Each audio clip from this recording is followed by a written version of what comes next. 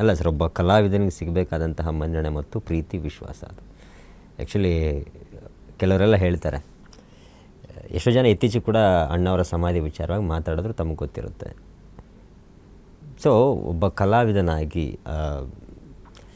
ಸಮಾಜಕ್ಕೆ ಏನು ಕೊಟ್ಟಿದ್ದಾರೆ, ಏನು ಕೊಡುಗೆಯನ್ನು ಕೊಟ್ಟಿದ್ದಾರೆ, ಸಮಾಜಕ್ಕೆ ಯಾವ ರೀತಿಯಾಗಿ ಅವರ ಸೇವೆಗಳಾಗಿದೆ ಅನ್ನೋದಕ್ಕಿಂತ ಕೆಲವೊಂದಿಷ್ಟು ಮಾತಾಡುವಂಥ ರೀತಿಗಳಿರ್ತಾವಲ್ಲ, ಕೆಟ್ಟದಾಗಿ ಕೆಲವೊಂದಿಷ್ಟು ಸೋಷಿಯಲ್ ಮೀಡಿಯಾಗಳಲ್ಲಿ ನಾವು ಅವಾಗ ಕ್ಯಾಶುವಲಾಗಿ ನಾವು ಮಾತಾಡ್ತಾ ಇದ್ವಿ, ಯಾವ ಥರ ಮನಸ್ಸುಗಳಿರ್ತವೆ ಇವತ್ತು ಅಂತ. ಬಟ್ ಅಣ್ಣವ್ರ ವಿಚಾರ, ಈ ಸಮಾಧಿ ವಿಚಾರ ಅಂತ ಬಂದಾಗ, ಅಂದರೆ ಈ ದೊಡ್ಡ ಮನೆ ಕುಡಿಯಾಗಿ ನಿಮ್ಮ ಒಂದು ಅಭಿಪ್ರಾಯ ಏನು?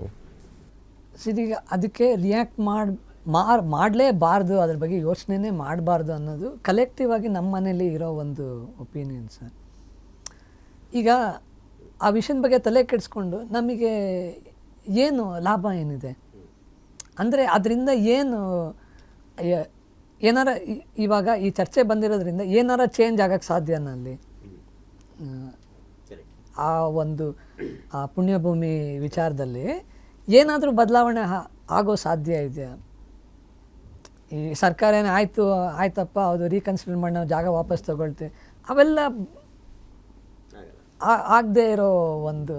ಸೊ ಅದ್ರ ಬಗ್ಗೆ ತಲೆನೇ ಕೆಡಿಸ್ಕೋಬಾರ್ದು. ಆಬ್ವಿಯಸ್ಲಿ ಏನು ಗೊತ್ತಾ ಸರ್, ಈಗ ನಾ ಎಲ್ಲೇ ಹೋದರೂ ಆ ಪ್ರಶ್ನೆ ಯಾರಾದರೂ ಒಬ್ಬರು ಕೇಳ್ತಾರೆ, ಸರ್ ಏನು ಹಿಂಗೆ ಮಾತಾಡ್ಬಿಟ್ರಿ ಏನು? ನಾವು ಏನು ಹೇಳೋಕ್ಕೆ ಬರೋದೇ ಇಲ್ಲ ಸರ್. ನಾನು ಬೇಜಾರಾಗಿಲ್ಲ ಅಂತ ಹೇಳಿಬಿಟ್ರೆ ಎಕ್ಸಾಜರೇಷನ್. ಖಂಡಿತ ನಮಗೂ ಯಾಕಪ್ಪ ಯಾರಾಗಲಿ ಯಾಕೆ ಪ್ರಶ್ನೆ ಮಾಡಬೇಕು ಅನ್ನೋ ಒಂದು ಬೇಜಾರಿದೆ, ಮನಸ್ಸಿನ ಯಾವುದೋ ಒಂದು ಮೂಲೆಯಲ್ಲಿ ಬೇಜಾರಿದೆ.